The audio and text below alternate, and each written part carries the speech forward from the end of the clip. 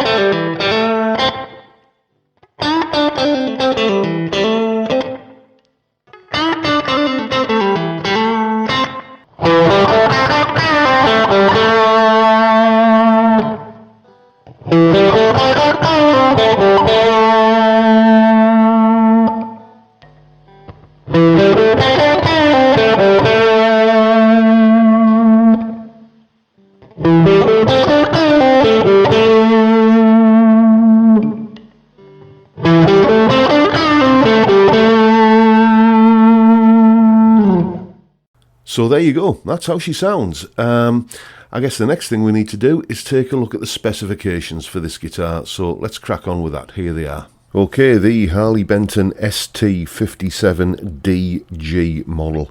What is it made from? Well, the body is made from alder, and the neck is, of course, maple.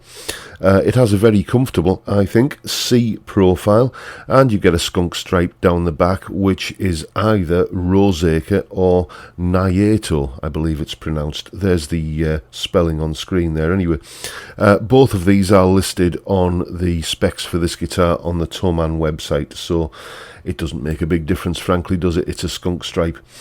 The fretboard is maple, as you can see, and it has a rather flat and modern feeling 13.78-inch radius, which is something of a surprise on a guitar that is based on, you know, a vintage spec instrument. Also quite modern feeling are the 21 quite chunky frets, no vintage skinny fret wire here. Now I actually prefer quite a flat feeling fretboard radius and bigger frets, but if you're looking for something that's, you know, more old school vintage feeling, then this might not be to your taste. Of course, the guitar has the expected scale length of 25.5 inches, so no surprises there at least.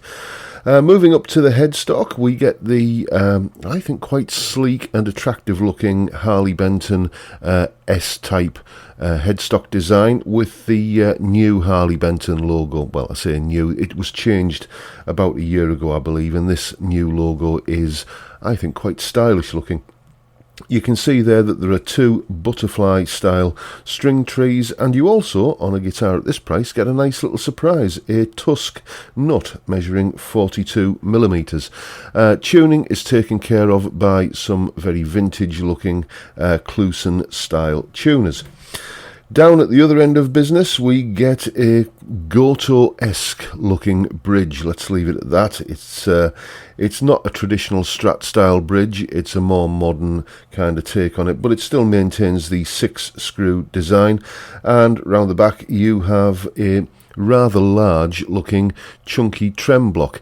It is, of course, just the ubiquitous hot metal stuff that it's made from, you know, all of your melted down Harley Benton meat pie tins. I know this because it doesn't grab hold of a magnet, so it's obviously not steel. An easy upgrade to do if that was something you were inclined to do as a modification.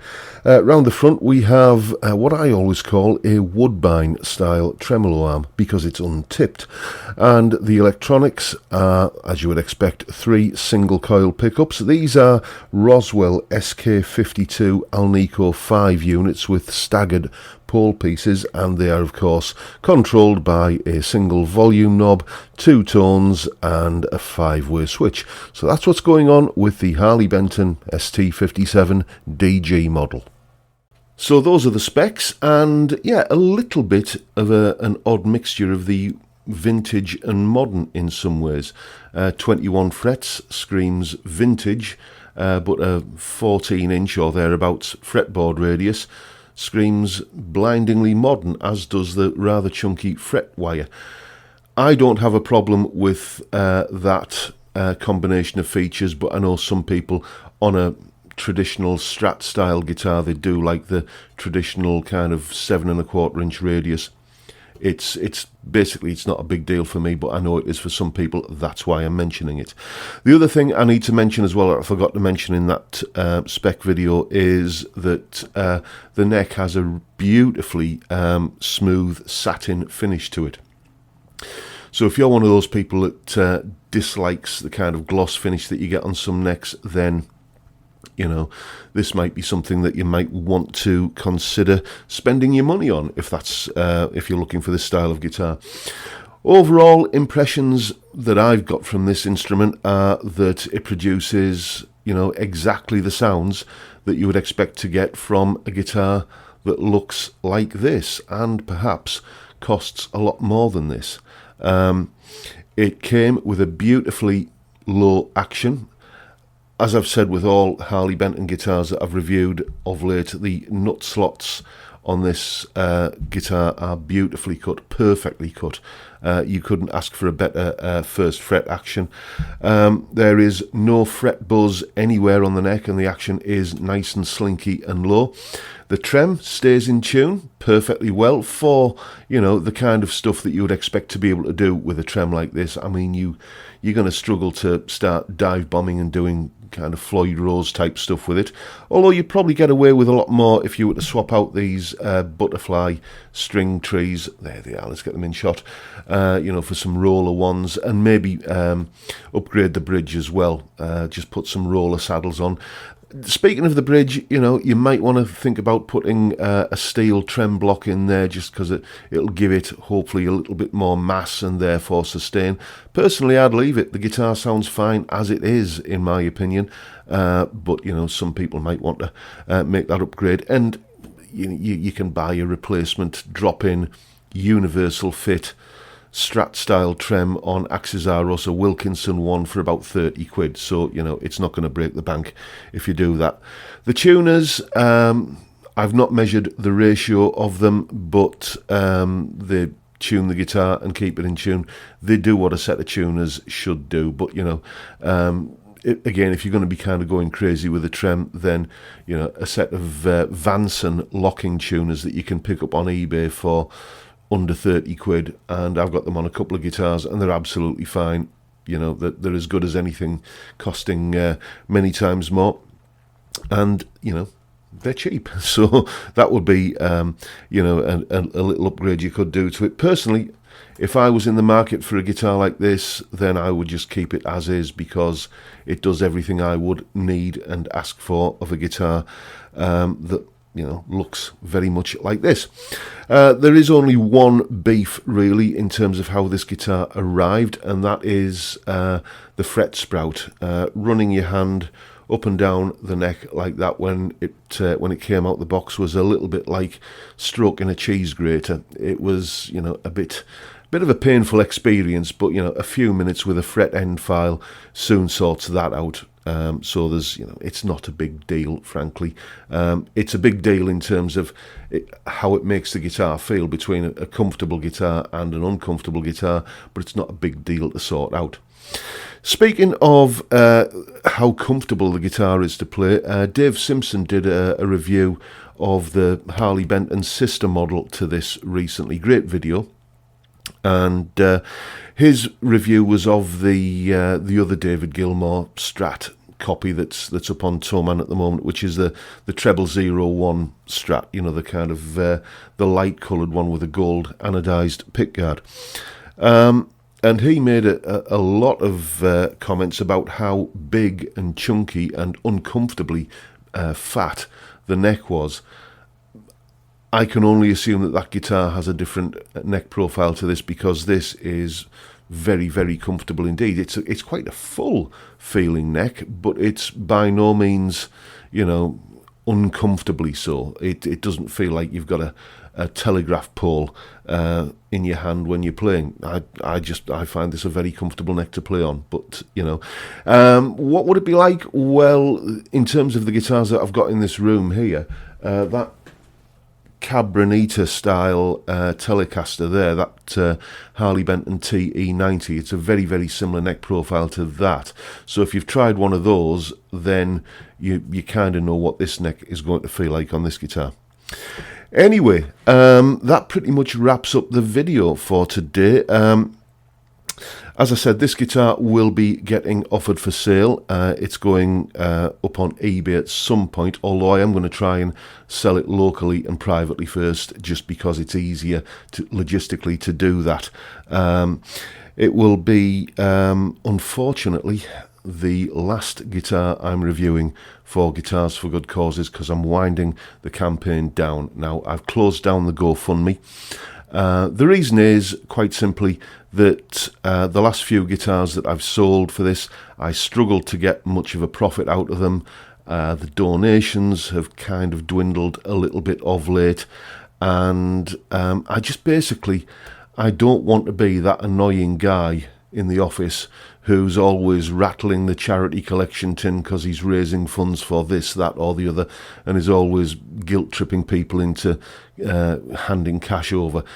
You guys have been absolutely incredible in your donations and your generosity, and I just don't want to push it beyond, I don't want to outstay my welcome with it, really. So thank you so much, guys. As I said earlier, we've raised nearly £3,000 for Zoe's Place, coming from £2,000 worth of donations to the GoFundMe campaign. So we've made a healthy profit there for the charity, and I couldn't be happier. And I think that is a great place to kind of leave it on a high note, really. So thank you all from the bottom of my heart. As I said, massive, massive, massive thanks.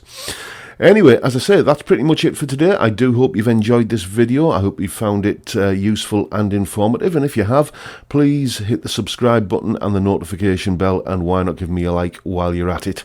And on that note, I'm just going to go and take care of some unfinished business from earlier. See you next time, folks. Bye for now.